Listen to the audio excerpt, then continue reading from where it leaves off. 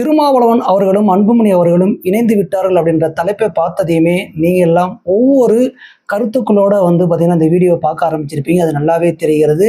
இதில் ஆரம்பத்திலே நான் ஒரு விஷயத்தை சொல்லிடுறேன். என்னன்னு பார்த்தீங்கன்னா, தமிழக வெற்றி கழகத்தின் ஆட்சியில் இருவருமே ஒருமித்த கருத்துக்களுடன் செயல்படுகிறார்கள், பயணிக்கிறார்கள், கருத்தை தெரிவிக்கிறார்கள், வெளிப்படுத்துகிறார்கள். அதை பற்றி தான் இந்த வீடியோவில் முழுசாக பார்க்க போகிறோம். அதாவது இருவரும் எதை குறித்து பார்த்தீங்கன்னா தமிழக வெற்றி கழகத்தை பாராட்டினார்கள், அதாவது தமிழக வெற்றி கழகம் குறித்து விமர்சன ரீதியாக சில கருத்துக்களையும் தெரிவித்திருக்கிறார்கள் அப்படின்றத முழுசாவே நம்ம பார்த்துடலாம். இப்போ திருமாவளவன் அவர்கள் பார்த்தீங்கன்னா புட்டு வச்சுட்டாருங்க. நம்ம எதிர்பார்க்கவே இல்லை. என்னடா அது திருமாவளவன் அவர்களா இப்படி பேசுகிறார் அப்படின்ற ஒரு எதிர்பார்ப்பையும் தூண்டி இருக்கிறது. அதாவது டிஎம்கே திருமா அவர்களை பற்றி பார்த்தீங்கன்னா குற்றச்சாட்டுகளை அடுக்கி கொண்டே இருந்தார்கள். அந்த குற்றச்சாட்டுகளுக்கு முற்றுப்புள்ளி வைக்கும் விதமாக பஞ்சா பேசுறாருங்க. எனக்கு என்னமோ 1996, 2000, 2005 வரைக்குமே பேசின காலகட்டங்கள் இருக்குது. அந்த காலகட்டங்களில் திருமா அவர்கள் பேசும் விஷயங்கள் எல்லாமே பார்த்தீங்கன்னா உற்று நோக்கக்கூடியதாகவும் மெய்மருந்து கேட்கக்கூடியதாகவும் பார்த்தீங்கன்னா இருந்துச்சு. அப்படிதான் இருந்துன்னு வச்சுக்கலாம். இல்லைன்னா அவர் இவ்வளோ தூரம் அவர் வளர்ச்சி இருந்திருக்காது. அது தற்போது பார்த்தீங்கன்னா வெளிப்பட்டிருக்கிறது அப்படின்னே சொல்லலாம். அப்படி என்னதான் சொன்னார் அப்படின்னு பார்த்தீங்கன்னா, திராவிட கழகத்தை சேர்ந்தவர்கள், அதாவது முத்துவேல் கருணாநிதி ஸ்டாலினிலிருந்து உதயநிதியிலிருந்து கனிமொழி வரைக்குமே கூறிய விஷயங்கள் தான் வச்சுங்களேன். அவர் திராவிட கட்சின்னு ஒட்டுமொத்தமாக சொல்லிட்டாரு. ஆனால் அவர்கள் எல்லாமே கூறின விஷயங்கள் தான்.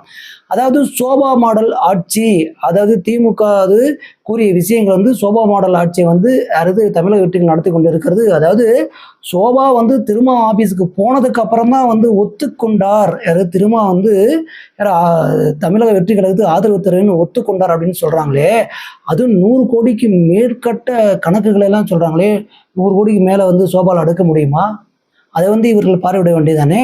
எப்படி அடுக்க முடியும்? அதாவது வதந்திகளை பரப்ப வேண்டும், அவதூறை பரப்ப வேண்டும், குற்றச்சாட்டை வைக்க வேண்டும் என்றால் எப்படி வேணாலும் வைக்கலாம் அப்படின்றதுக்கு இதெல்லாம் உதாரணம் சொல்லி பார்த்தீங்கன்னா அடிச்சு நவுத்திட்டாருங்க. அதுல இன்னொரு குற்றச்சாட்டும் சேர்த்தே வைக்கிறார். அது என்னன்னு பார்த்தீங்கன்னா, துணை முதல்வர் பதவி இந்த ஏடிஎம்கே டிஎம்கேயும் சேர்ந்து தருவதற்காக பேச்சுவார்த்தை நடந்தது. அதனால வெயிட் பண்ணிட்டு இருந்தாங்க. அதுக்கப்புறம் நடக்காத காரணத்தினால டிவிக்கு ஆதரவு கொடுத்தாங்க அப்படின்ற ஒரு விஷயத்தையும், அதுக்கப்புறம் பார்ட்டி ஃபண்டை குறித்து 2 விதமாக பேசுகிறாரு. இதில் தான் நான் சொன்னேன் 1996 2000 பேசுகிற மாதிரி இருக்குன்னு சொல்லி.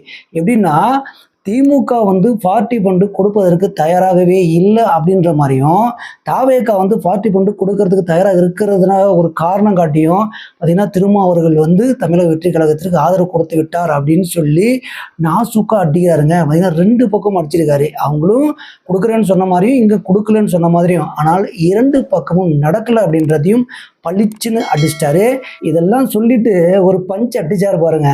அதாவது இவங்கெல்லாம் அரசியல் பண்றாங்களாம், நம்மளை டேமேஜ் படுத்துறாங்களாம், நம்மளை காயப்படுத்துறாங்களாம், அதாவது நம்ம தலைமையை குற்றம் சாட்டுகிறார்களாம் அப்படின்லாம் சொல்லி ஒட்டு மொத்தமாக டிஎம்கேவை டேமேஜ் பண்ணிட்டாருங்க.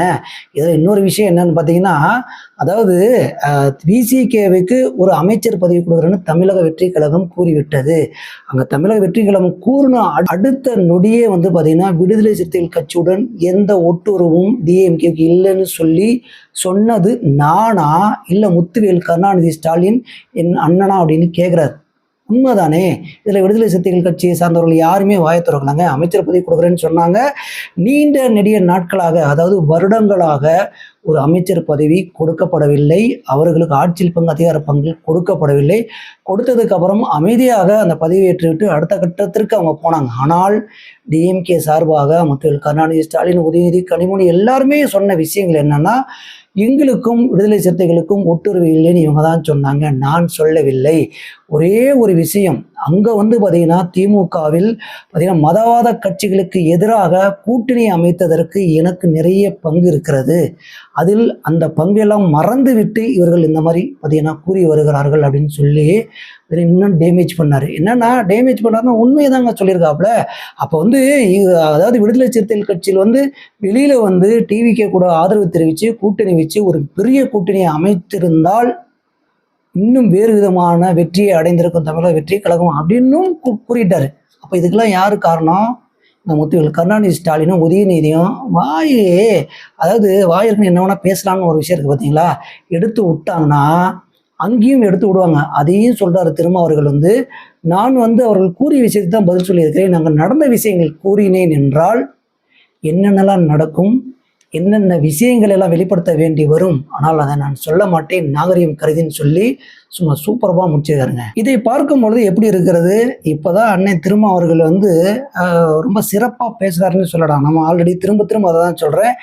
90ஸ்லையும் பார்த்தீங்கன்னா 2000லையும் பேசுகிற மாதிரி இருக்கிறது என்று நான் சொன்னது போல சிறப்பாகவே இருந்தது. அதனால் ஒட்டு மொத்தமாகவே வந்து பார்த்திங்கன்னா டிஎம்கே வந்து விஜய் அவர்கள் முதல்வர் ஆனதை ஏற்றுக்கொள்ள முடியவில்லை, ஜீர்ணிக்க முடியவில்லை.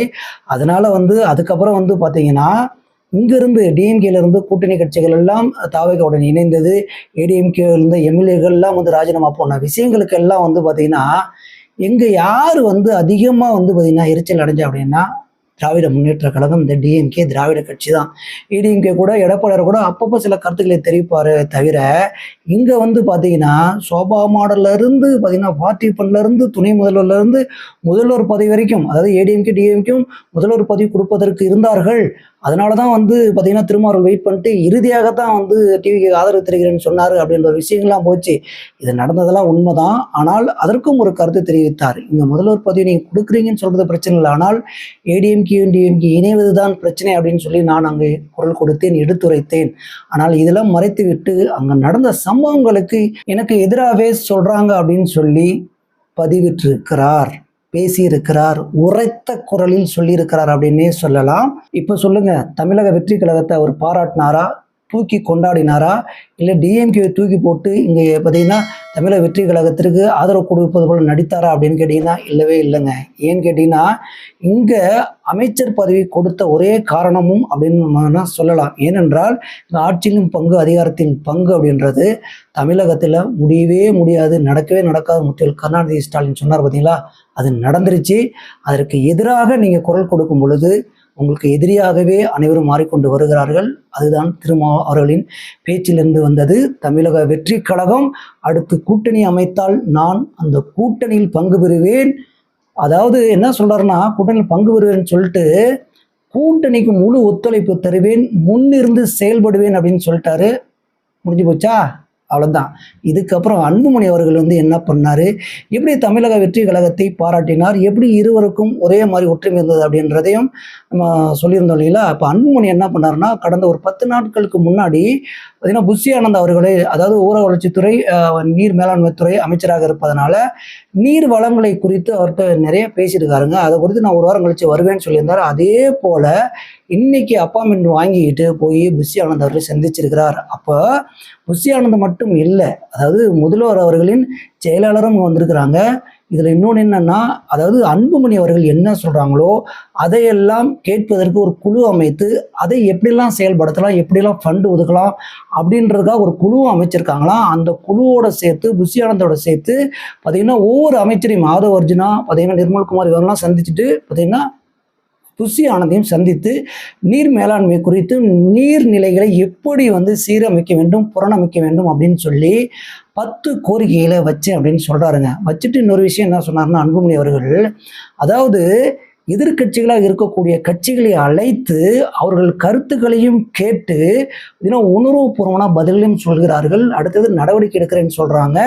நீங்கள் இன்னும் என்னென்ன செய்ய வேண்டும் அப்படின்னு சொல்லி கேட்குறாங்க, கோரிக்கையை வைங்கன்னு சொல்கிறாங்க. அப்படின்னா அதற்கு மரியாதையும் செலுத்துகிறார்கள் அப்படின்னா ஆச்சரியமாக இருக்கிறது. ஏனென்றால் 60 வருட கால ஆட்சியில் இது நடக்கவே இல்லை.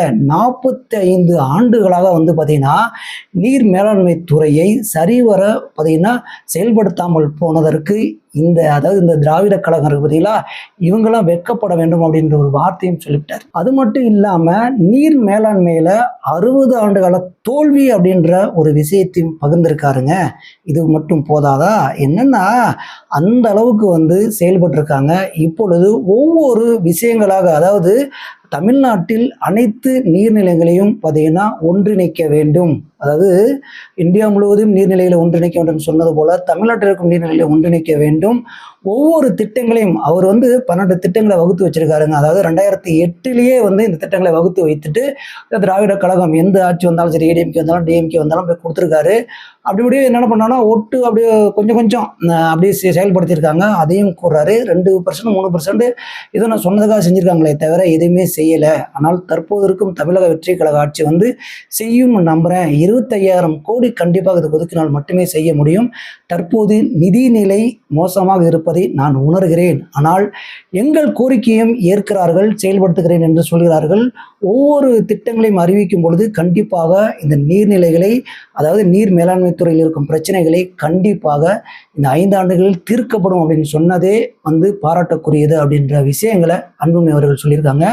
இப்போ சொல்லுங்க, 2 பேருமே தமிழக வெற்றி கழகம் ஆட்சியை குறித்தும் அவர்கள் நடவடிக்கைகள் குறித்தும், அதாவது இதுக்கு முன்னாடி இருந்தாங்க பார்த்தீங்களா கூட்டணி கூட, அவர்களின் நிலைப்பாட்டை குறித்தும் ஒற்றுமையாக சொல்லியிருக்காங்களா இல்லையா? இதுதான் தேவை. ஏனென்றால் ஒவ்வொரு கட்சிகளும் ஒவ்வொரு கொள்கை கோட்பாட்டில் இருப்பார்கள். அந்த கோட்பாட்டில் இருந்தாலுமே தமிழக வெற்றி கழகம் ஆட்சி அமைத்திருக்கும் பொழுது அந்த குறைகளையும் நிறைகளையும் கேட்டறிந்து செயல்படுத்துவது குறித்தும் அது எந்த விதத்தில் செயல்படுத்தலாம் குறித்தும் பேசுவதற்கே இங்கு அது வேணும். அது இதற்கு முந்தைய கால ஆட்சியில் இருந்துச்சு. ஆனால் இல்லை, கண்டிப்பாக தமிழக வெற்றி கழகத்திற்கு இருக்கிறது. அதுதான் செயல்படுத்தி கொண்டு இருக்கிறது. கண்டிப்பாக இந்த ஒற்றுமை தமிழ்நாட்டை பலப்படுத்தும், கண்டிப்பாக சிறப்பாக இருக்கும் அப்படின்னே சொல்லலாம். இந்த மாதிரி தமிழ்நாடு உலகத்தில் நடக்கும் அனைத்து விஷயமும் தொடர்ந்து அலசுவோம், தொடர்ந்து பேசுவோம். அன்பு வணக்கம்.